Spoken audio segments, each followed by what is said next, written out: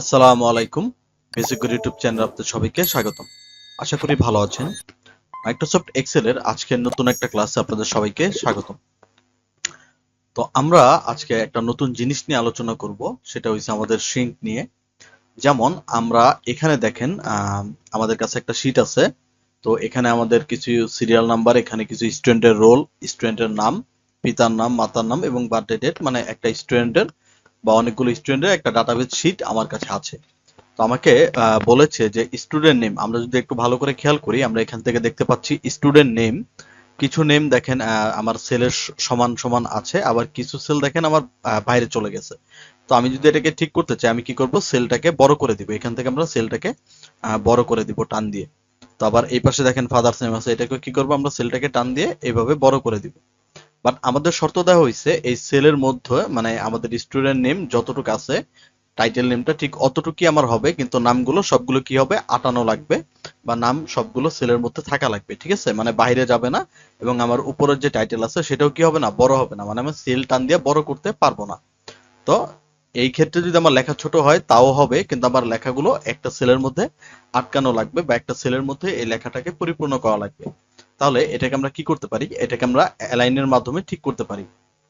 যেমন আমি প্রথমে এখান থেকে কি করব, এই যে প্রথম নেম আছে এই নেম থেকে সিলেক্ট করে আমি পুরো সেলটাকে, মানে যতটুকু আমার নেম আছে সেটাকে আমি পুরো সেলটাকে সিলেক্ট করব।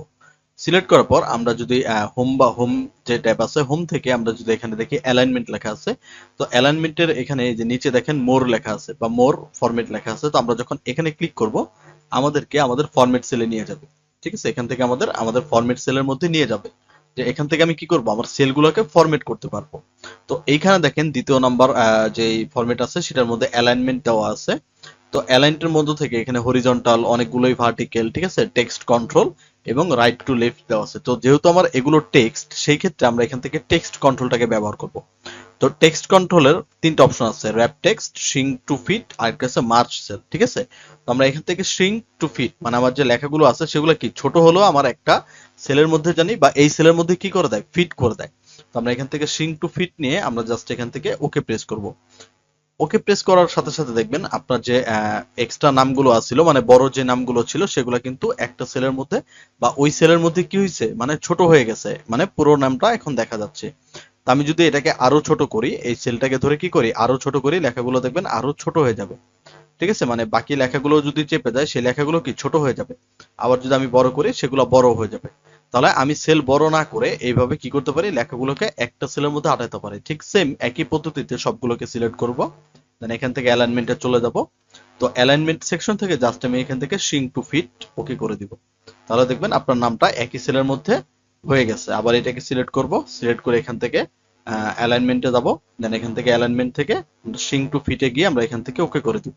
তাহলে আমরা দেখতে পাচ্ছি যে আমার এক্সট্রা, মানে বড় যে নামগুলো ছিল সেটা কি হয়ে গেছে, ছোট হয়ে একটা সেলের মধ্যেই পরিপূর্ণভাবে হয়ে গেছে।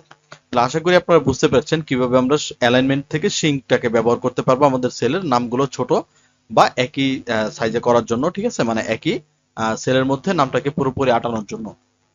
তাহলে আজকের ক্লাস আমরা এই পর্যন্তই রাখবো। যদি ভিডিওটি ভালো লাগে চ্যানেলটিকে সাবস্ক্রাইব করে দিবেন।